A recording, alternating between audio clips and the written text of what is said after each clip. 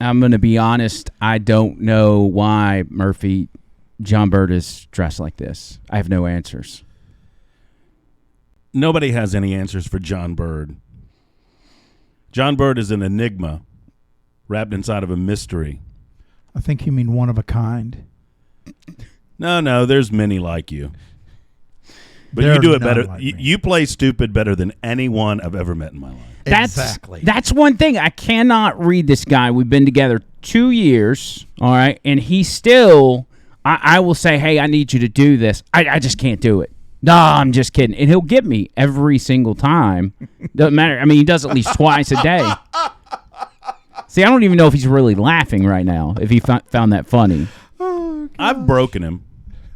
I broke him once or twice. Yes. I believe that. I broke him once or twice. And when you break him, you think he might pick up a pen and stab you in the neck with it. Really? I mean, yeah. You remember a You get specific the, situation? You get the little eyeballs. The little eyeballs start going wonky, independent of one another.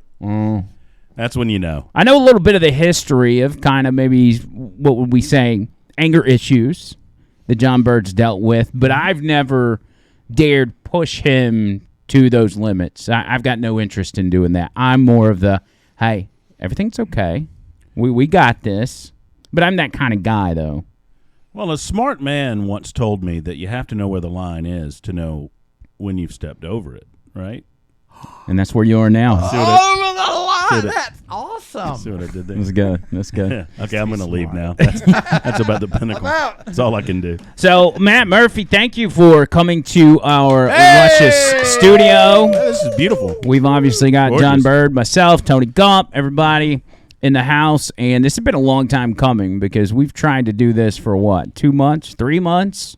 And if we're being technical, you asked me if you could come on the podcast before I asked you, even though I planned on asking you. Was I drunk? Probably. I think it was 9 p.m., so yeah.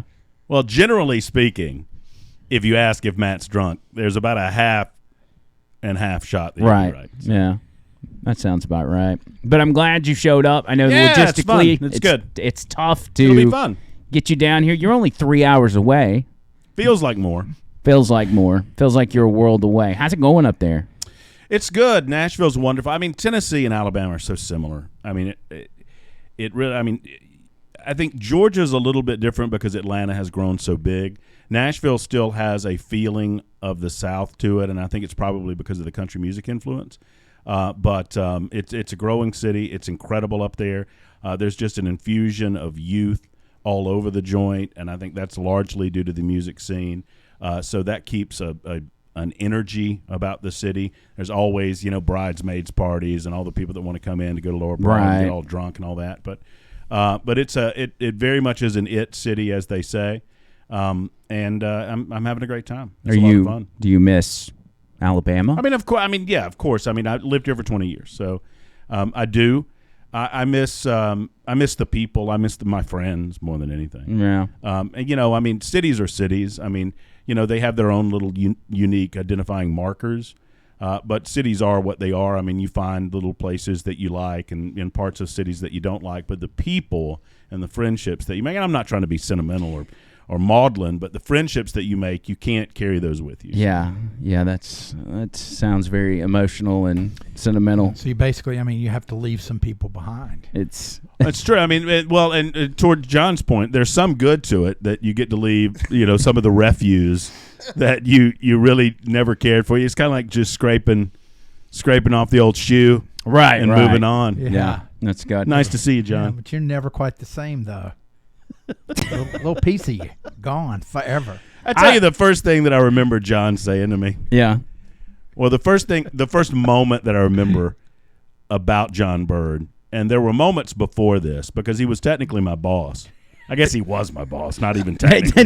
He was my boss. That's weird, by the way. That's is weird weird. for a lot of people, It including is myself. weird. The idea that I was scared of John Bird is very odd. That is weird. But I remember it's one of the funniest things I've ever seen in my life. I tell this story all the time. You'd have to be there to truly understand the impact that it had on my life. But John constantly walked through the halls with a piece of paper in his hand. He was the guy that taught me that if you walk really swiftly through a hallway with a piece of paper in your hand, everybody leaves you alone. An irrelevant piece of paper. Yeah, no, it could be a blank sheet of paper. Right. But no one knows that. They think that there's something important on that piece of paper. There's something important that you have to do, and so people get out of your way and leave you alone. And so, a mutual friend of ours, Trey Daniels, and I were standing in the break room one day of what was then 101.1 The Source. Mm-hmm.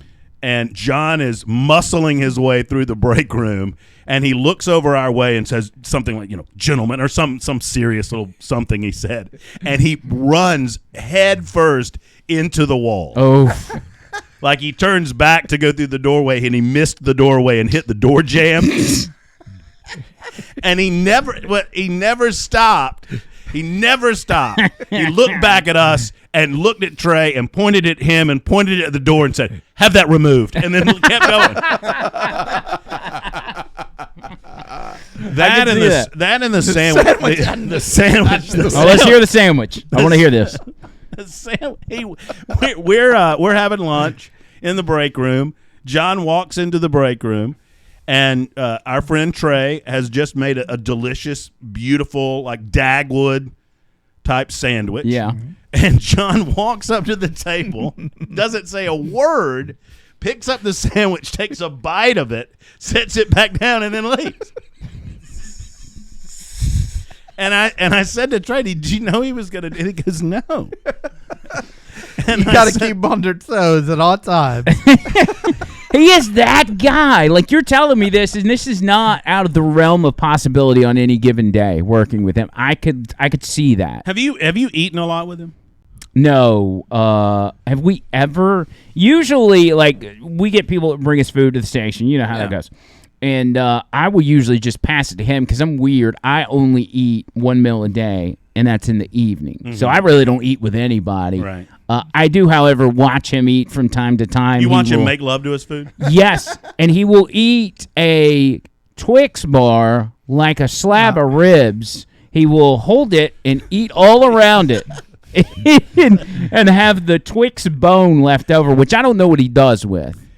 I forget when I first heard the phrase that, some people make love to their food. I will never forget the moment when I understood it and was watching him because he's eating something, and this is what I'm talking about when they make love. These are people that make love to his food because he's going. Mm. Oh no! And he takes a bite. I'm saying, what is that food doing to you? Are you okay? It's an appreciation of food. It's a celebration. Yeah, you got to be careful with that, man, because, you're out there at the carnival, you got yourself a foot-long hot dog, and you're doing that number, like, that's bad. That could really tarnish your reputation. No. You got to be Nothing careful. Nothing will tarnish my reputation. It's true. So do you want to tell us why the suit today? Or is it just special occasion? Matt Murphy's here? It's a celebration. It's a celebration of a relationship that has changed over the years. We were together and then we were not. I'll never forget that time I came up and I was in dire straits and I said, "Hey, do you have any word for me?" And he said, "John Bird, one day I'm going to get you here one day." And he did it. And he actually manipulated 3 other people to be fired during COVID so I could stay, and I owe him that. So yeah, I think I do owe him to wear a suit. That's not true. That's not true. It was 2 people. It was only 2. Oh man, yeah, this is what we deal with every single day. It's especially on this podcast. It'll just break out into serious moment, and John Bird's got a speech. He'll slowly take those glasses off, and he'll just go into – and we don't know what to do. We just freeze. And so I've got countless hours of video of John Bird's speeches where he slowly takes off his glasses, and we just sit here. One of these days he's going to be serious about something. He's going to attempt to tell you that he has cancer. Right. And you're going to be over there giggling like you just were, and I'm going to be giggling, and everybody's giggling on the podcast. Oh, John. And we're going to do that for like 6 weeks. He's got prostate cancer. And he's like, no, seriously, And then at one this day- point, I have No, 3 seriously. days left. And then one day, John's just not there. John, you're losing weight. You're doing good, buddy. Wait, a wellness really working out for you, Yeah. cousin. Yeah. So you guys, he does think very highly of you, by the way. I mean, just John in private is a bad conversation. judge of character. Well, I'm not saying he's right, but he's always talked highly of you. And what I knew about you guys' relationship was what I heard on air with the rest of the listeners, and sometimes that relationship came off as loving but stern sometimes from your point of view, Right. because you would have to get on to John, and that puts the seed in your head where you're like, Matt Murphy probably like physically hits him when they're not on air. And that's just a vision I had in my head, and then he explains this glowing, image of you. So I don't really know what to think about the history. John and I have a great relationship. John and I, probably the weakest point of our relationship is when he was the producer of the show. And I say that not because I don't love him Right. and think he was – I mean, John has always been one of the more creative people that I've ever known. And when I hired him to utilize those creative juices, right? This is right before COVID, correct? Right. Okay. And before you have fired two people. Well, and literally, I had to let people go because of COVID, but I got John Bird in under the wire and kept him. His role was never to run a board, and I knew better than to do that to him because I felt like it would be unfair to him because it is not, how do I put this? It is not John Bird's forte to have 14 things coming at him at once and know how to organize organize those 14 things in a way where he can knock them out and not have his hair catch on fire. Correct. And so for me, what caused that tension between John and I love him to death, and I have this tendency, let me back up. I have this tendency, and my wife tells me about this all the time, that I try to do things in sort of a fun way, to get a point across in sort of a fun way, and my tone belies what I'm trying to do, and so I sound a lot more pissed off than I really am, but it comes off as a lot more pissed off. Like I'm trying to be fun pissed off, and it just comes off as pissed off, pissed off. Does that make sense? No, I'm trying to be like, John, what are you doing to us, buddy? Come on, man, get it together. And when it comes off as, would you please do your and I don't necessarily mean it that way, but I've learned over the years to try to monitor that. Yeah. So a lot of those times I wasn't necessarily, I didn't want to kill him. I just wanted to let him know that he needed to get it together. And so John would do the thing that I think as a host, and you can identify with this, Andrew, the last thing, I just want to believe, whether it's true or not, that my producer has it together. Mm-hmm. Like whatever's going on, whatever catastrophe is happening behind the scenes, and trust me when I tell you that there are catastrophes all the time going on that nobody knows about that's listening on the radio. I just want to know that my producer is on top of it and he's handling it. And while I want that belief in my heart and in my soul, I look across the glass and John Bird is like, I think it's a pretty good John Bird. That is so dead on. So you look at John's everything. John, why can't I hear my microphone? I don't. Oh, it's not on. Right? And so it's not. So it was never even. And I love him to death. And looking back on it now, it's so fun. So it's never even the situation. Like the situation will come and it'll go. Right. It's the fact that John won't even fake it. He won't even. I mean, all I'm asking is for this. Got it, buddy. Don't worry. We're gonna handle it. And I get this. So that's where that That's where that show of love comes from. That is 100%. I mean, that is the best impression of John Bird I've ever seen because he still does that exactly the way you just showed. That is it. When things start going haywire, we got a lot of problems when it comes to the computer system, okay? It's constantly crashing on my guy. And I don't know if or when we're going to get it fixed. But when that happens, and I put a lot on him for our show. We've got 3 hours. Well, he's a co-host for you, right? He's pretty much a co-host. I've got him heavily involved. I hand him, on average, 15 sound clips for every episode. Roughly. And I'm like, here's where they're at. We may get to them, we may not, but hey, have these on standby. And always be looking at me because I'm going to throw a number up at you, and that's when I need that. So I don't have to say it over the air. Are you a masochist? Yes, kind of. You are. And so I will sometimes, because I don't want to. You listen to Mark Levin, and he'll say, "Producer, give me cut one. Mr. Producer, cut one. Mr. Go. Producer, cut one, please. Yeah. Thank you. I don't want to do that. Who are you laughing at? You dope? Oh man, that was pretty good. Dead on. Dead on. That's pretty good. Andrew, Birmingham, Alabama, go! That's good. That's real good. From the great Talk 99.5, go. I can't. I'm not going to be able to get enough of that. Good impersonation I do. Anyway, go ahead. I'm not going to get enough of that. Wow. So, I'll just throw it out there to him, and I'll say, cut one. All right, I'm just showing him. Sometimes he's not looking. Maybe he's got one of those other things going on.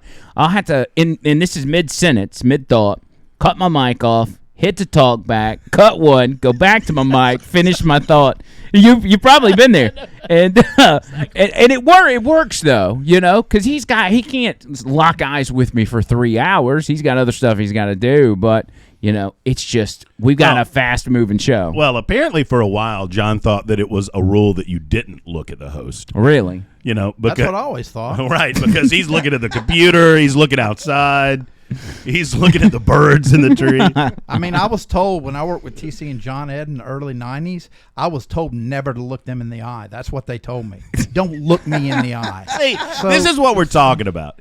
He has told me the story for years that John Ed Willoughby, a beloved, cherished figure in Birmingham radio history, threatened to kill him. Yes. And I don't know whether to believe him or not. I think I've heard that story too. And I don't know Willoughby. I mean, I may have heard him before. John Ed was a gruff guy. He was. John Ed and I probably had it similar that I'm affable, and then I'm not. Did you work with him? I did. Okay. So y'all both know him personally, and he threatened to kill late, you. obviously. John Ed and Doug were doing the mornings on WAPI when I was hired in 2007 to do Afternoon Drive. Yeah. And we're still there. Yeah, well, see, I was working with TC before he passed on. TC and John Ed, and everybody's like, yeah, TC, he's a jerk.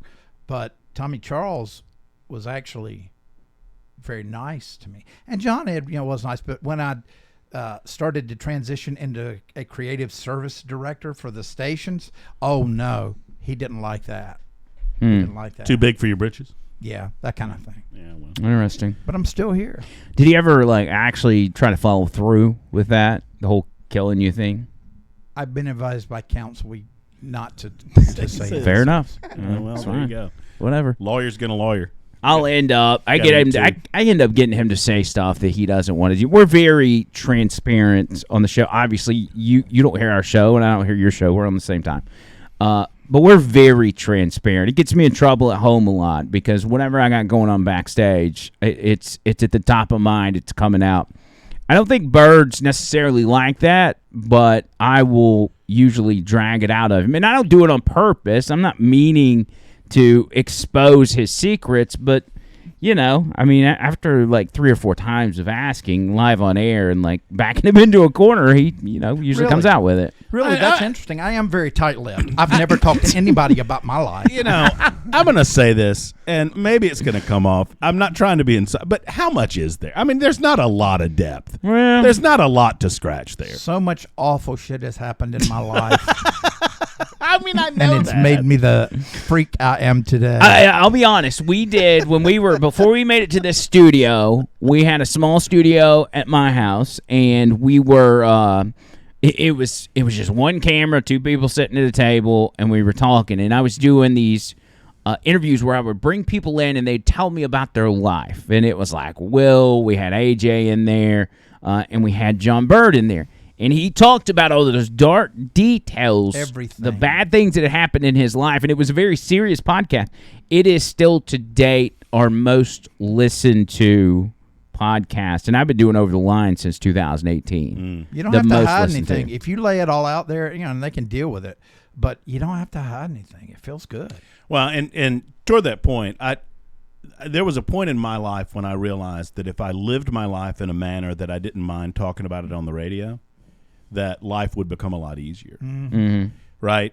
So whatever you do in your private life, expect that it's going to become a part of your public life. And once those two things blend, life becomes real easy, real simple. Yeah, I think you're right. And I never looked at it that way. I think I do it the way that I'm doing it because the guys that I listened to growing up did it that way. Like, I never had any broadcast training or anything like that. I just strictly kind of imitated the people that I enjoyed listening to, whether that's Howard Stern, Rick and Bubba the Love Sponge, just all these different people, and took a little bit of everybody's style and put it together. But most of those guys would always be very transparent about what they got going on off the radio, and I always found that fascinating, so I just assume listeners now would find it the same way. Well, in any entertainment medium, any consultant, which I hate, I mean, consultants are groups of people that fail in their industry, and then they create these little subgroups, and they are paid. Consultants are essentially paid to come into any dynamic, crap all over the place, Yes. and then tell you, you know what your problem is? You got crap all over the place, and then leave. And that's what they do. I mean, the way that I describe it is they come into a room, they shit in little piles, they tell you, you know what you really need to do is clean up all this shit, and then they leave. Yes. And then the radio companies that we work for pay them large amounts of money. And translated to the real world, they come in and they tell an Andrew McLean that is very popular, that is well respected, that is well liked and well rated, you don't need to do it like Andrew does it anymore. You need to do it like 100 other people do it across America, and that's what will make you successful. And every person that I've ever known that legitimately tried to do that failed because they're not themselves. And people are smarter than consultants give them credit for. People want earnest and honesty. And you know what? Sometimes that's not for everybody. And it took me a long time to realize it's okay if people don't like me. Everyone's not going to like you. It's our job. It's not, it's unrealistic to say that it's our job to get 100% of the audience. Right. Because if you get 100% of the audience, then no one really believes in what you're doing because no one really believes in you. Because it is impossible that 100% of any group dynamic's going to like you. Well, I mean, it's possible that, like, somewhere in Michigan, 100% of ballots that would come in on election night would be all for Joe Biden. So why wouldn't that be? That's a different deal altogether. Yeah, you're right though. I mean, I've never in my short radio career. I started in 2014. Did 2 years at a 1,000 watt AM station. And then I moved over to 101 when Leland left, and then 2 years there. And then you quit so I could get a job. That's right. I kept my promise. You did. You didn't. Yep. You never said it was going to take you quitting, but you said I kept my promise. I told Andrew for years. I said I'm going to get you over here. I didn't know I have to go to Nashville to do it, but I told you I'm going to get you over here. You said as soon as somebody leaves and there's a spot open, you're next in line. And then it took 3 years, but it was worth the wait. It worked out. It's the hardest part about, not to change the subject, but it's the hardest part about being what I would hope to be a good manager, is that you're dealing with corporate dynamics and a lot of garbage that you don't necessarily want to have to filter down to the people that you want to keep enthusiastic about what we're doing, and you want everybody, kind of on the same page. And so you have to filter that without being dishonest to them. Yeah. And figure out creative ways. One of the most fun things that I did as a program director was figure out creative ways to find a way to bring on good people like John and to try to bring on people like you.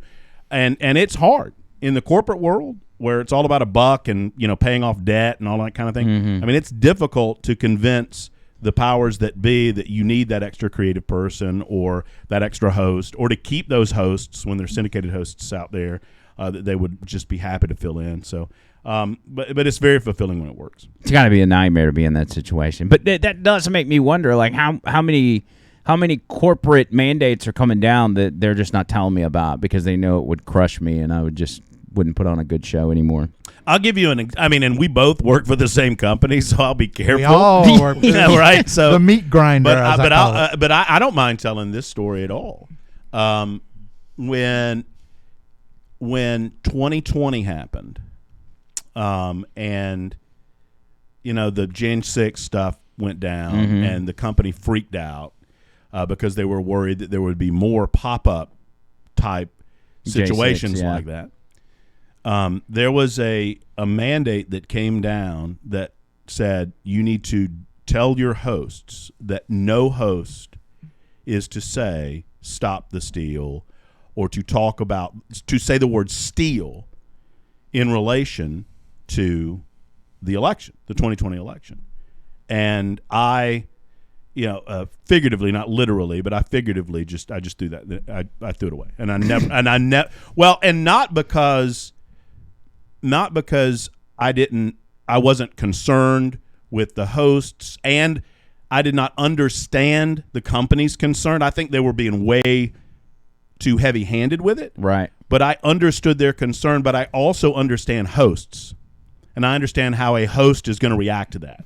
And if I walk in as a program director to Leland Whaley or to Andrew McLean and say, you can't say these things because the company says you can't say these things, versus just walking in, which is what I did, and saying, look, we've all got to be real careful right now. Just be careful. Use your best judgment. And everybody did, and everything was fine. Yeah. So it's those types of things that you use your own judgment, and if the company knew that you were doing that, they'd probably get ticked off at you.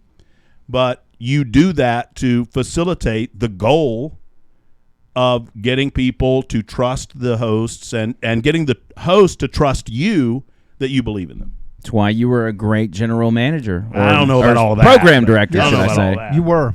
I don't know. I never wanted to do it. I never want to do it again. But it gave me more satisfaction to see. I was always very self-centered, I still am very self-centered, very egotistical, and I care more about me than anybody else. And I don't know why anybody else doesn't feel that way, but because I want everybody to think of me first. But it gave me far more satisfaction than I thought it would, and it was a great time in my life to see the success of other people. That's good. That's good. I mean, you were there for the birth of 99.5. You had a major role in that, from what I understand, and you put together one hell of a station. It was fun. It was a lot of fun, and it goes on to this very moment. Yes, it That's does. Right. Is it easier to be in Nashville and not be the boss or the program director? I have a great program director who's also a host, so he understands that dynamic, so he largely leaves us alone, in the same way that I tried to leave hosts alone. So that's good.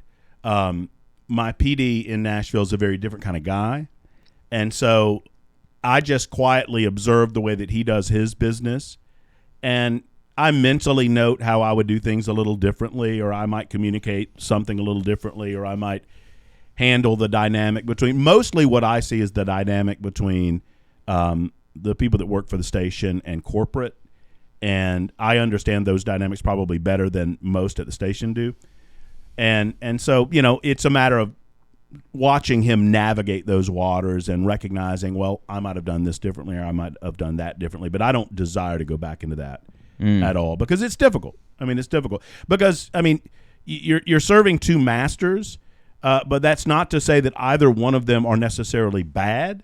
I think it's easy to just say, well, corporate sucks and be done with it, but corporate's got a job to do too, and that's to serve the interest of the shareholders and try to do what they got to do. And honestly, I think they try to do it as best they can, but their goals are not our goals. Their goals are not to necessarily build the radio station and build the listening audience. Their goal is to build the bottom line. Yeah, like I said, I hadn't been in the business that long, but I've never heard anyone who was either a present or former program director that said, "God, I loved doing that. I loved being a program director."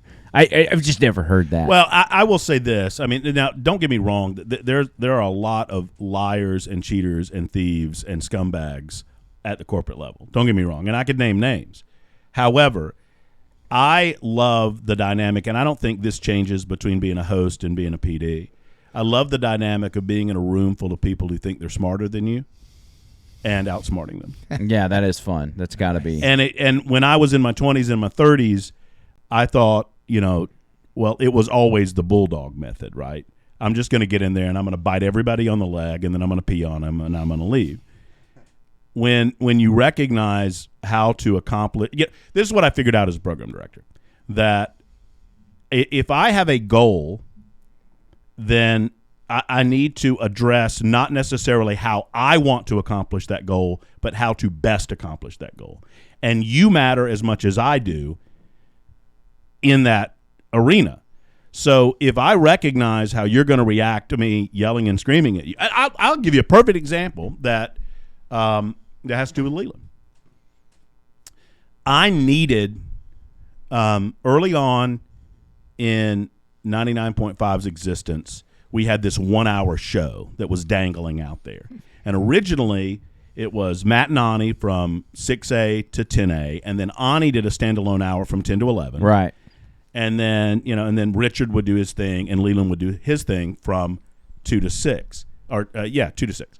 And I needed Leland to shift to 3 to 7. And I had talked about it with our operations manager, Ryan Haney, and I talked to a number of other people about it. And I said, this standalone, we tried it with Ani, and then Erica Wood did it for a hot minute. And I needed to get 2 hours together to create another show. 1 hour is not nearly enough, as you well know. I mean, 2 hours oftentimes not nearly enough to do a show. And so you're never going to make that work.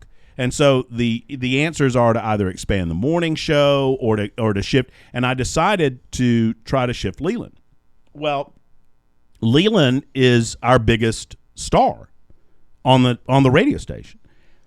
And the last thing, and so my inclination is to walk into the room and sit down and say, "Hey, Leland, you're on from 37. See you, bud," and walk out. Well, Leland's not. I mean, Leland and I are friends, right? But Leland's not going to react well to that. No, he's not. And so it was one of those moments where I recognized, let's do this differently. And so Leland and I, so we went to dinner, we sat down, we were at Ross Bridge. I'll never forget it. And I said, "Can I talk to you?" And what I did was basically just bring him in to what I was dealing with, and I walked him through it. And I'll never forget it. Before I walked him through, we got the morning show, and I'm doing all this different stuff. And before I even said it, he said, "Dude, I'll do anything you need me to do. Just let me know." Yeah. And it's when I realized it's not always about I'm in control, I'm in power, you're going to do what I say because I've got the name or I've got the title. It's about bringing people in and collectively addressing the situation and coming to a solution. Working together. Works for everybody. I mean, that's respect. It's a matter of respect. Yeah. I couldn't be Which is why you wore that suit. I'll tell you, I don't need respect. John Bird is a very respectful person, by the way. I appreciate him wearing the nice clothes. Well, again, he's got some great shoes on. Show us those shoes, John Bird. I like to be comfortable. Is there a backstory there? Or? I forgot to bring my dress shoes, and I didn't want to wear black tennis shoes. Oh, and the carpet is so comfortable. So it's nice. Yeah, carpet in the hallway is brand new. It's nice. It's very soft. John Bird has, again, talking about previous podcasts, has come to the studio in about, what would you say, Tony, 12 to 13 different costumes. I'd say it's about right, yeah. Not outfits, costumes. He's been a doctor. Mm-hmm. He's been a biker. He's been a cyborg pirate. He's been Halloween. A surfer beach guy. That was recently, right? That was just Monday. Yeah. And Buddy the Elf.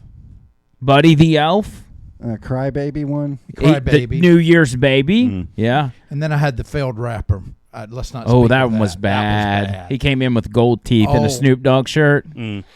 Yeah, and the teeth kept falling out. It was cheap. It was I went Jay. I went the Timu route. Not that was not. It was good. Jay Bizzle was the name, Yeah. and I think he came in as a hippie one time too. I did. yeah, that's Who, true. who are you today? You're John Business. That's what No. you are today. You're No. not John Bird. I- You're Real John John, Business. Jay Bizzle. I am respectful, John. I've been looking forward to this moment. And I don't mean it like this. I've been looking forward to this moment to see Murphy. Not like that. It's like I've been looking forward to the. I'm sorry. Oh no! Oh no! Oh god. Come here, man. I love this guy. This guy is the best. Oh my God. He does that all the time. It's so awkward. You think a guy in a suit would smell good? What does he smell like? Wait, let me guess. I know. Beef and cheddar. Smells like desperation. Desperate. He's desperate to have people love him, which is not a bad thing. Everybody wants to be loved. Everybody right? wants to be loved.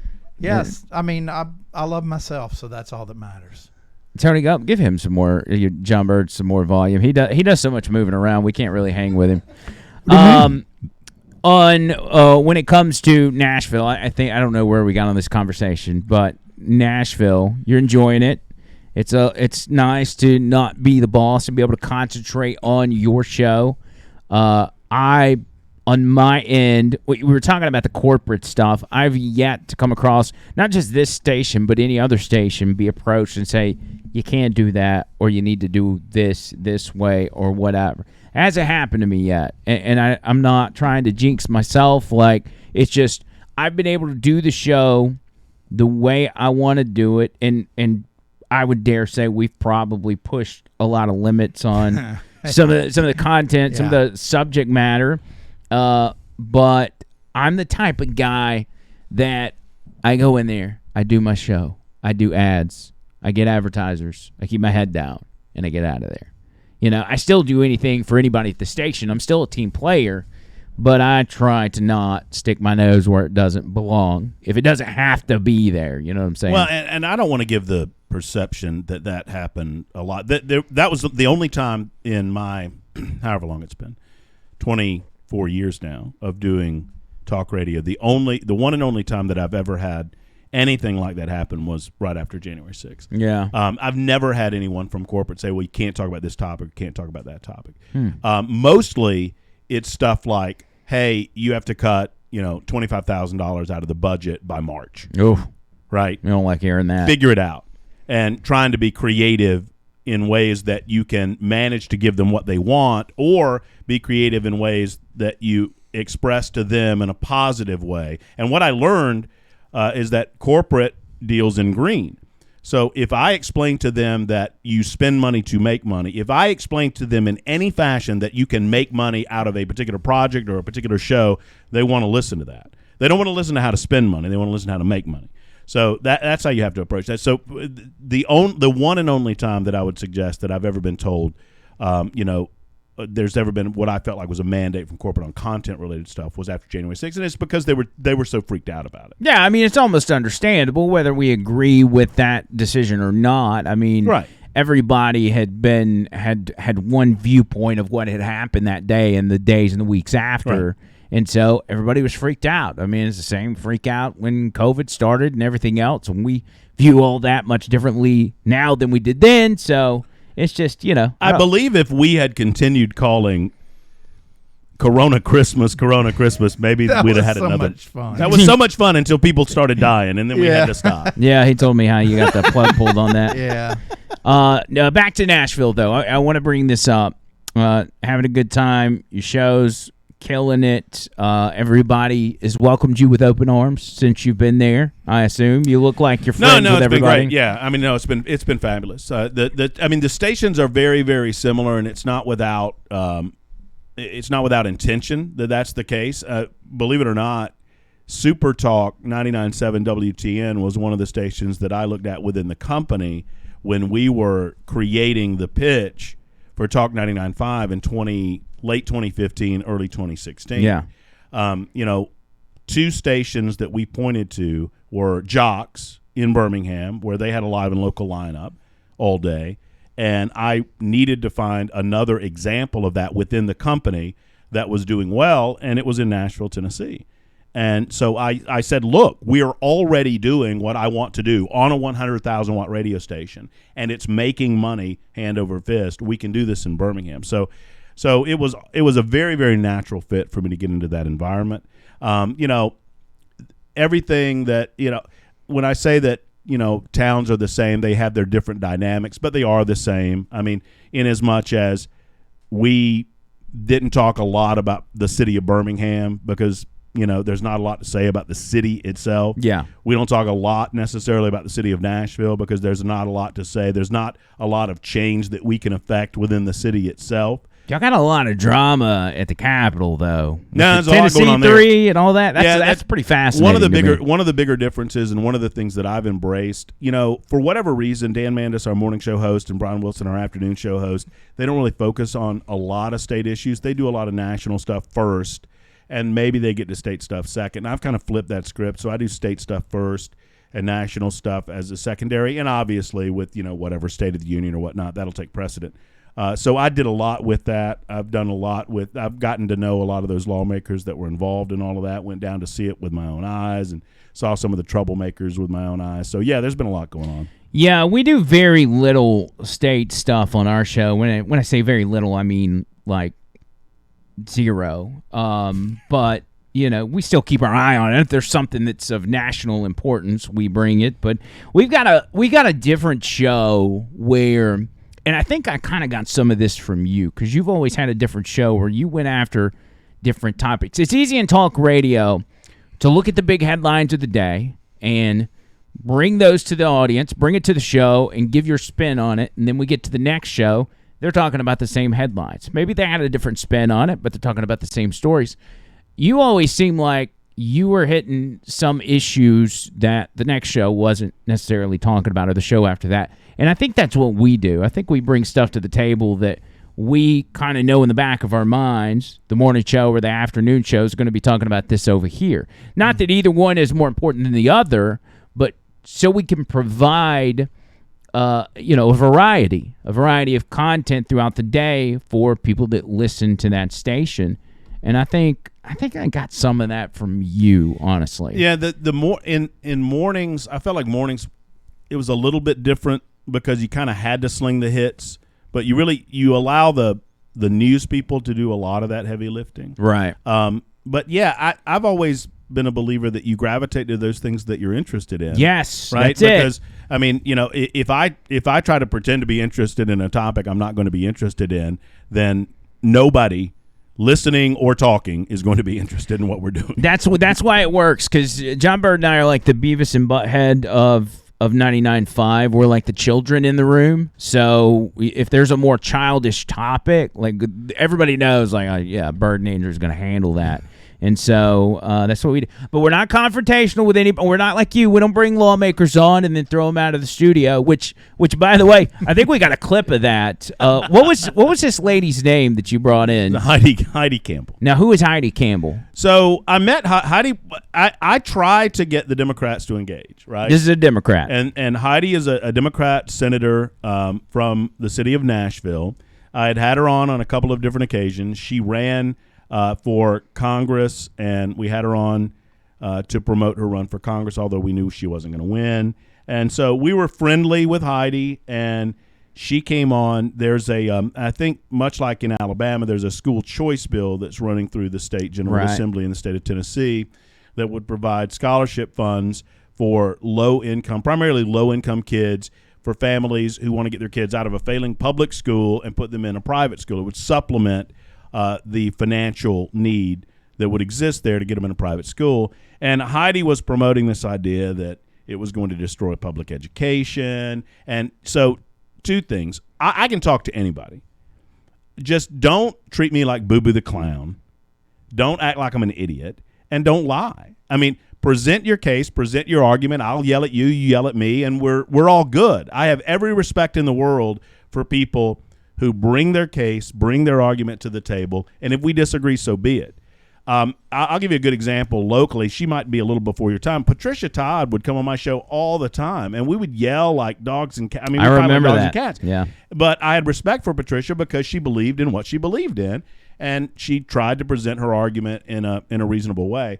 And Heidi came on the show, and she started lying about a couple of things. One, she was lying about the bill itself. Number two, she claimed that she had read the bill. She had not read the bill because the bill had not dropped yet. And that was the, treat me like I'm an idiot kind of thing. And I called her a hypocrite because she sends her kids. So she wants to prevent the ability for you or I to send our kids to a private school, and yet she sends her kids to a private school. She's never one day in her life, either through her educational experience or through the educational experience of her children, set foot in a public school. So you're telling me that you, Matt Murphy, don't enjoy having smoke blown up your Right. ass? Or hypocrites. Okay. So she was acting like a hypocrite, so I called her a hypocrite. And she asked me if I was insinuating that she was being a hypocrite, and I said no. I'm calling you a liar, and she didn't like that. And she said she wasn't gonna. I didn't mean to kick her out of the room. She said I'm not going to sit here and be called a liar. And I said, well, then you can just leave. Well, I got wind of this because a buddy texted me, and he's like, I just watched Murphy kick some chick out of the studio. You got to see this. And they sent it to me, and I've always thought of it said, so I told Tony, I'm like, hey, we got to pull this up. Yeah. Here's the moment it happened. What's her name again? Heidi Campbell. Heidi Campbell versus Matt Murphy. Let's go. Ring that bell. As I have told you, that is not. Yeah, but you don't know what it's about because you've never read the bill. But you've already presented a repeal of a bill that you've never read. I do know what this is about. You've never read it. It's not the language of the bill has yet to be presented, Heidi. Let's not lie about things that I know aren't true. You've never read this bill. I am not. You can look at me angry all you want. You're lying to the people when you say that. I'm watching John Bird. He seems like he's getting nervous. I'm not lying. I know exactly what's in this bill because we've seen it happen in 3 other states, and the same exact organization is here pushing it. Heidi, so we know. We know. It is not my purpose to upset you. It's my purpose to tell the audience the truth. You have not read the bill that will be presented before the Senate or before the House of Representatives. I know you haven't read it. You know you haven't read it. I have actually read it. It's been filed, and I've read it. You've read the bill that's going to be presented in the House of Representatives? I have absolutely read it. You can go online right now and look at it. That is not. You know very well that's not the bill that's going to be filed. I mean, what do you think? What do you think we're doing here? You know that they're going to present a bill next week, don't you? I do. Why don't you know that? I do know that. Then you know what you just said is a lie. They're not read the bill. They're presenting it next week, Heidi. So, Matt, I'm not going to be called a liar. Oh, right. Well, that's fine. I'm sorry. I'm not a liar. Well, then you can leave. Goodbye. Okay. Did you see her face? Look at her. Look at the smug look. She's not happy. Called a liar. I don't want to insult you. Let's keep it going. So, hold on. We can see what. Look at that look. I Senator Heidi Campbell for the last time on the Matt Murphy Radio Show. So let me hold on. I need to give you. That's good stuff. Beautiful. So, believe it or not, it's not the first time I've ever kicked anybody. Well, I've had very, very awkward moments over the years. There was the time when Dale Peterson threatened to kick my ass. Really? On air? Yes. Okay. Yeah, he did. There was the time that Parker Griffith, who was running for governor, called me a nasty word and threatened to kick my ass. I filed a police report on him because I wanted to get it on the record. Nice. And yeah, so there's been a number of these occasions. And I remembered, I hearkened back to early in my career in Birmingham, Senator Hank Irwin. You remember Hank? Oh, yeah, I remember Hank. So Hank was using campaign money to fly to Israel, and I called him out on that, and he didn't like it. And so he came on my show. This was when it was on 101.1 The Source. And it was possibly to this day the most uncomfortable I've been in a radio studio. Really? Because Hank came on the air, and he said, I want a chance to rebut and all of these things. And I said, that's fine. And so we did our opening segment, and we went to break. And I told Hank I would give him all the time he wanted.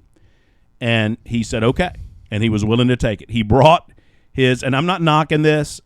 God bless you if you're a religious person. Hank brought his Bible with him. Okay. And he set his Bible on the table. And when we went to break, I said to him off air, Hank, I hope you have some respect for what I'm trying to do. He wouldn't talk to me, Andrew. He opened his Bible and started reading the Bible. Wow. So I got really uncomfortable. We come back from break. We do another segment. Were you uncomfortable because he was reading the Bible or because you were sitting in front of a politician reading a Bible? No, I was uncomfortable because he refused to speak to me off air. Okay, yeah, that is uncomfortable. Like, I tried on a couple of occasions to engage him, and he just sat there reading. Yeah, a small It wasn't that he was reading the Bible. It was that he refused to speak to me. It was horribly uncomfortable. Yeah. And I got the impression that he felt like he was being challenged by the devil. Like an exorcism was about to take place. So the we do another segment, which is rather contentious again. Once again, it's about him using campaign money to go to Israel and all that. And we go to the next break, and I remember saying to him, Hank, I think it would make both of us a little more comfortable if I just stepped out of the room during the break. And he goes, I agree. And so I left my own studio and left him sitting there during the break. So did he continue to read the Bible after you walked out? Yeah. I think he felt very, very threatened and very put upon. And ironically enough, Hank is now living in Franklin, Tennessee, a suburb of Nashville, doing movies with his sons. Anyway, I saw him the other day, and he said very nice things. Anyway, so I'm hearkening back to that, and I'll tell you the backstory. Heidi and I had gotten to a point where we were just going to disagree, and I said what I felt like I needed to say to her, and I knew that we were against the clock. Unlike podcast formats, you got to go to break when you got to go to break, and I honestly did not want to have to walk her out of the building. I don't blame you. So, and I knew that I would have to at least walk her to the door, and I didn't want to hear it. And so when she said, I'm not going to sit here and be called a liar, I'd already thought to myself, well, this is about to be awkward because I'm about to go to break, and she's going to say, why are you doing this to me? Well, I'm not doing this to you. You're doing this to yourself, yada, yada, yada. All that back channel chatter. I didn't want any of that in my life.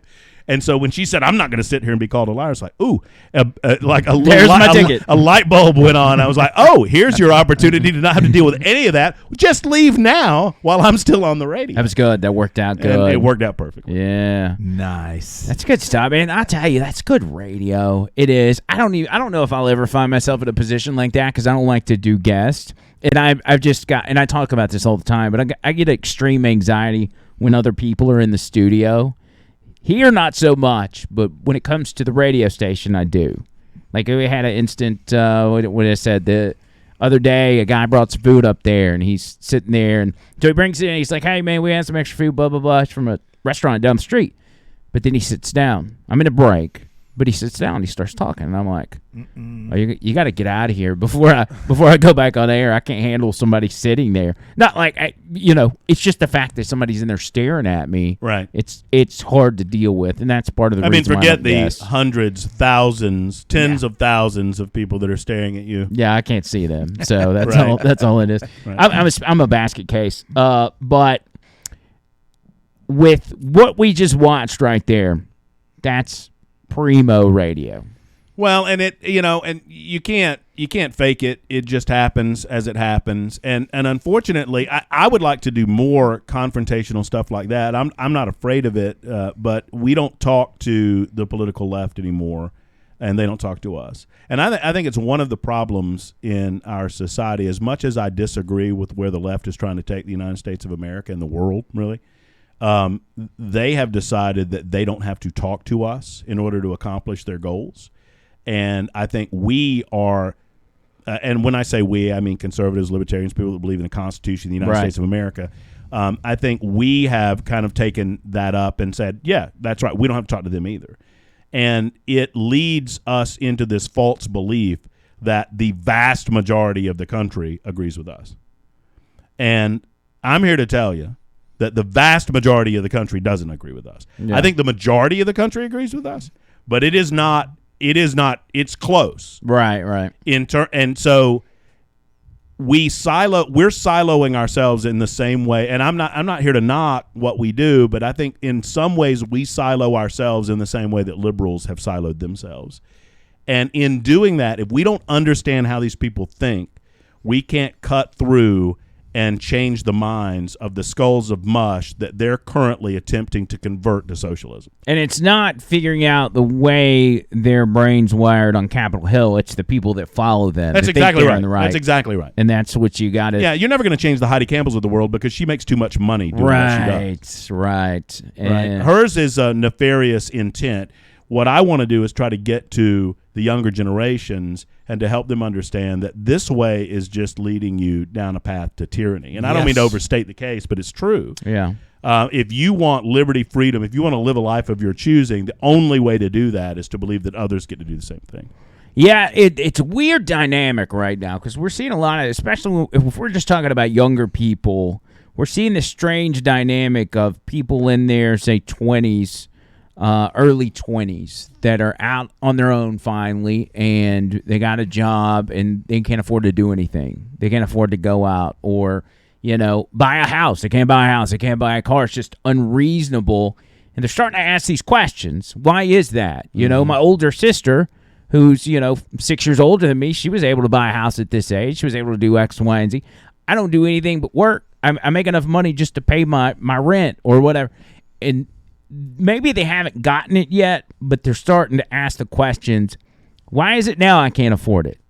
And eventually they're going to look, November's going to get here, and they're going to say, well, I mean, I'll vote for Trump. I just won't tell anybody, And that may Which, by the way, it's great. That's great. That's a good idea. That's the first step. Do that. And so it's just, I don't know how widespread that is, but I see a lot of it, and I hope it spreads across the board with young people. What I did the other day, you saw the Cookie Monster thing with the shrinkflation, right?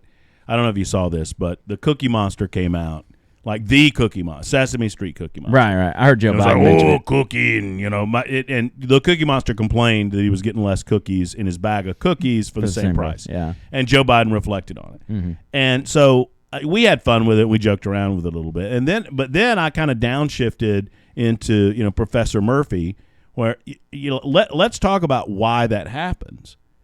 And it isn't the business. Just there's not a bunch of greedy SOBs sitting around a courtroom going, let's take cookies out of the bag. They have to do. They don't have but so many choices in a free market economy. As to what to do about the increased cost of gasoline, the increased cost of production, the increased cost of goods to make the cookies. And so we walked through all of that in a way to explain that it's not that they're just greedy SOBs sitting on, liberal Democrats want to pretend that every business owner is like Scrooge McDuck, right? That they go home every night and they just swim around in gold bullion and laugh about the little people and, light cigars with $100 bills. They're working on razor thin profit margins. And so when the government dumps gajillions of dollars of fake money into an economy, you're going to deflate the value of that. So we go through all of that. And at the end of all of it, and I feel like I'm just being real nerdy and professorial and nobody's listening. We've got this, y'all have got this, the text line, right? Yeah. We call it the super text line, super talk, super text line. And at the end of it, I get, you're getting message after message after message. It's incredible technology. And I get one message that it's one of those that you just make you feel good going home. Right, yes. And it's like, I'm 19 years old. I've never heard it described that way. Thank you. Oh, that was yeah. it. Wow. Yeah, that'll get you right That was there. it. That's good. And that gets you in your loins. You're like, okay, that's a person that I don't know where they are in their lives. I don't know how they were planning on voting. I don't know if they were planning on voting. I don't know how they got on listening to my show. I got no clue. But if they learned a little sliver as to what makes America tick in terms of our free market economics, then maybe they go and they vote for Trump in November. That's big. That's big. That's good stuff. I love it. One thing the Bird kept bringing up to me in our long pursuit to get you on the show. You can't take him seriously. Is that your tie? Yes. I've had it Did you tie it? 23 years. Is that a clip-on? No, it's not a Okay, clip-on. I'm just asking. 23 years you've had that tie? Yes, and it's still in fashion. It feels like a lie. It's a power But tie. 23, not 20, 23. It feels like a lie. Well, It's a lie. It's a lie tie. John Bird is of the if you lie about something, be real specific in the lie because they'll believe it school of thought. Well, it goes back to not knowing when John Bird is serious. So is it considered a lie if it's just John Bird doing John Bird things? Because usually he'll tell you on the backside, I'm just kidding. I told him one time on the third flat tire. I don't even know if he remembers this. I told him, I was like, you can just tell me that you overslept, and it's okay. Yeah, and it's cool. the funny and thing- he's like, no, Murphy, no, my tire. The funny thing is, I've had 7 flat tires since I've worked at this company, and I'm not lying. I've watched enough in my time with him. I've watched enough bad things happen to him that I take him at his word. In my 20s, I had 14 grandmas that died. You Yeah. know what I mean? That's rough. Man, Brutal. Yeah, That's it quite the is. gauntlet. My great grandma died. But he would always bring up the history of Matt Murphy, and he was always adamant about this. He's like, man, Murphy's got a great story, great life story, and I don't know if you do. I'm sure you probably do, but you got a summary of that because he's not gonna let me live it down if I don't ask you. What do you want to know about my? I don't tell it very. I mean, what do you want to know? Yeah, All Bird. that stuff. All of You it. used to talk about. Yeah, I mean, my life. My life was defined. My life was defined by my mother's brain cancer, and I think that's what John is referring to. Yeah.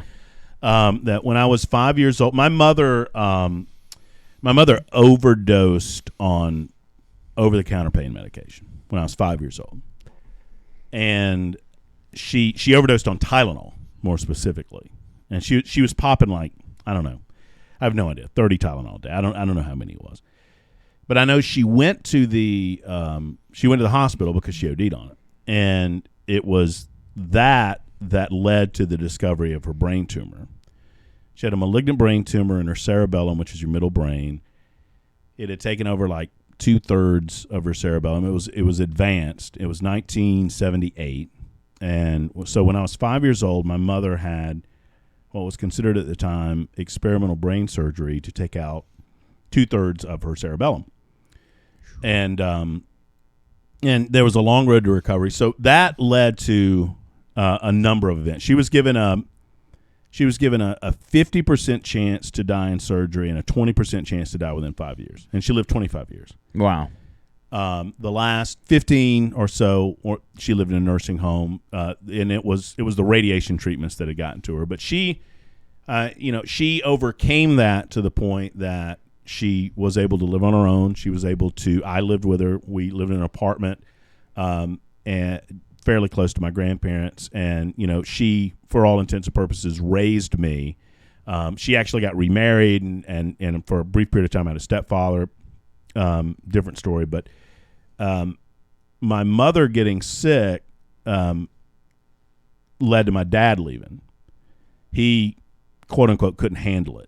And so he wrote a bunch of bad checks out of my mom's checkbooks and boogied out of town.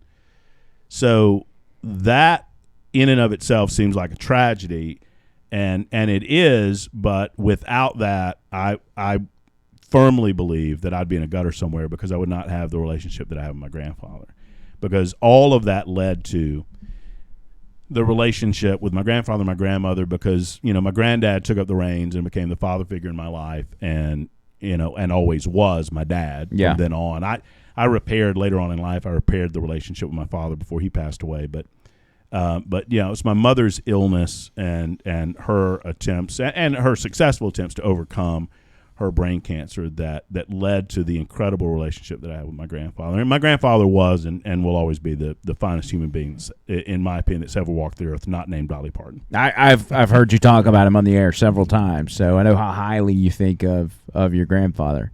And well, I mean, my grandfather, I mean, at his most essence, I mean, he was this Leonard Skinner song, Simple Man. Yeah. Right?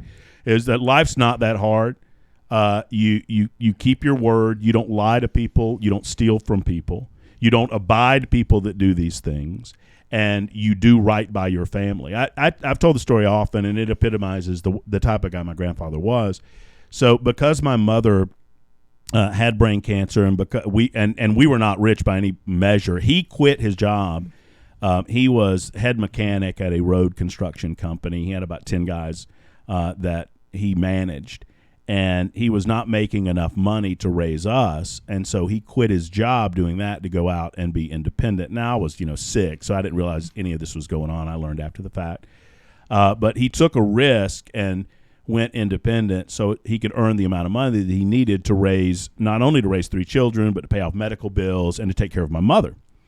And they set my mother up at a house right next door to his and tried to make her as independent as possible. And we kind of gravitated between those 2 houses. And I, we lived in a small town. Thompson, Georgia is very small, but I don't know how one and the other came together at the same time. I don't know if there was a recognition about our need, but I know that I came home one day with a note that my grandmother took that was for free lunch. And I'm probably at that point. This is a couple years after that, so I'm like 7 or 8 years old. Yeah, and so I get the free lunch note, and I don't really know what it's about. I kind of know what it's about because I hear my grandmother talking about it to somebody else, and so it's on the counter. And my grandfather comes in. I'll never forget it. He comes in, and he's dirty from a day of working as a mechanic, heavy equipment mechanic. And he picks up. My grandmother hands him the note, and he picks up the note. And I will say, I don't normally say it this way, but this is exactly, this is exactly what my grandfather said. Exactly. I'll be goddamned if anybody else feeds my children. Yeah. Wow. That's what he said. And he threw the note in the trash. And I've never forgotten it. I bet.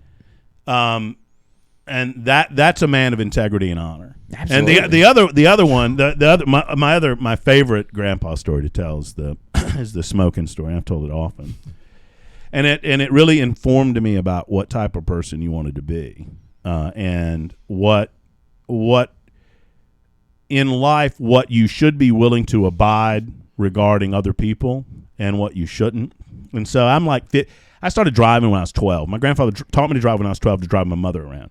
Because my mother had the mistaken belief, because she was still stubborn, that she could drive a car, and so she bought. My grandfather helped her buy a car, and she would drive around and hit everything in town. I mean, it was ridiculous. I mean, she would hit dogs, small children. It was awful. She would regularly back into buildings. It was bad. So my grandfather, recognizing that this was a serious danger to his grandkids, and by that time we were living in this little apartment, across town. He taught me how to drive. Yeah. And said, you need to start driving your mother around, and told my mother when they're in the car with you, they need to drive. At that point, my brother and my sister had gone on to be with my dad because my grandpa was too much of a disciplinarian. And so I learned to drive when I was 12. So flash forward, I'm 15. I got my own car. He's helped me rebuild the engine. I'm doing my thing at the age of 15, and I had started smoking cigarettes. I'm living with my grandfather at the time. Or my grandparents at the time. My mother had just recently gone to the nursing facility, and he would wake me up every morning. He would cook breakfast, wake me up every morning. You would go into the little kitchen area, and there's a small table where my food would be, bacon or eggs or whatever. And he would always be facing away from me toward the backyard, sipping on his coffee, doing whatever. Yeah. So one, Saturday night, Sunday night, whatever it was, I come in. And I had I go out into the backyard, so about an acre and a half of property, and I smoked a cigarette after I'd come in, and I come back in, and I'm saying goodnight, and I walk into the living room, and as I'm saying goodnight, my grandfather said, "You smoke?" "No, sir." "You didn't smoke?" I was like, "No, sir." "Okay." And so I go to bed. He wakes me up the next morning, like 6 o'clock in the morning. He always shook my toes to wake me up, which is infuriating. If somebody does that to you now, or is it? It's infuriating. No, he would take your little toe and shake your toe, and so he shook my toe. And I get up, I go to the bathroom, and I go into the little kitchen area, and I sit down, and my plate's there, and the food's there, and on the side of the plate was a Marlboro Light cigarette butt. Ooh. So I had gone to bed, and my grandfather had taken a flashlight and gone outside and found the cigarette butt on an acre and a half of property. I don't know how long it took him. I never asked. It's pretty good. And and I was so scared because I was petrified of my grandfather. My grandfather didn't want to be your buddy, right? I mean, there was a dynamic in that relationship, and I completely understood what it was. Right. And he never turned around. He said, "You can live in my house and smoke, but you will not live in my house and lie." And that's all he ever said about it. And I've never forgotten it. That there are rules in society for honorable men, and one of them is, regardless of how much trouble you think you're going to get in about something, that does not give you permission to lie about it. Right. And it still affects me to this day because that's the kind of guy he was. That's dead on, man. That's it. I mean, that's kind of the way I operate. Times are different, and we're not built like people like your grandfather anymore. Those people don't really exist, at least in large numbers. But just be honest. I think that's one of the big things that anybody that's got kids or whatever, they should be straight up with me. Yeah, we can absolutely. work through it, whatever it is. We can figure it out. You just gotta be straight up with me. I spit the bit many, many times after that lesson. I was only 15, but I would be lying if I did not say that there were many times that I'd shade the truth from him. But I always knew that he had this way about him that he could cut right there. He could see through me. Maybe that's why you then went on to start a career in radio, where you on the air battle liars, battle politicians. Mm-hmm. That's interesting. That's where that came from. Maybe so. I don't know. I mean, it's a combination of I think what I do, the medium that I work in, is because of my dad. Because my dad was a radio guy, and his absence created a draw to that. That added to the fact that my grandfather also, I worked with him from the age of like 10 until I was 15, and I could actually get other work. And I hate it. I value it now because I understand engines. I understand how engines work. I understand those types of things. But I hated it at the time. And I told him and I felt like it was a very adult thing. Even at the time, I recognized that it was like a danger zone. I told him, I said, I never want to be a mechanic. And he thought it was hilarious. He laughed about it, would tell his friends about it. Hey, he never wants to be a mechanic. It's a good thing, too, because he's a crappy mechanic. But I made clear that I did not want to be a mechanic when I was growing up. But I was drawn to the radio side of things because I knew that my dad had been doing it. I knew that he had worked at the hometown radio station. But your dad was on the radio? Yeah, my dad was on radio. Okay. I didn't know that. My dad was a radio host for years and years and years until he converted over to 911 communications in Columbus, Georgia, toward the end of his working career. But right. But now he's an afternoon.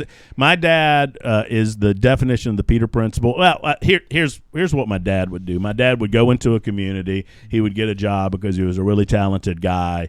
He would work to the point that he would do something ridiculously irresponsible, like not show up for a remote because he was drunk the night before, or not show up for his radio shift. He would get fired, and then he would move on to the next town. And he did this from town to town to town to town to town. But, I reconnected with my dad because the courts ordered my father to, get us into his life or go to jail because he owed apparently tens of thousands of dollars in child support. What age is this for you? 12. Okay. So I didn't know my dad between the age of 5 and 12. And when we were 12, we went to my dad's in Charleston, South Carolina for 2 weeks. We just thought it was dad being a nice guy and wanting to reconnect with his kids. Turned out we find out later that the courts are like, you've got to pay X amount of dollars and get your kids back into your life, otherwise you're going to jail. Right. Big boy. But I remember that too. I remember sitting down. My dad was the afternoon host of WEKL, I think that's right, in Charleston, South Carolina, and he said, "No, when I turn on this light, you got to be quiet. You got to listen to what I say."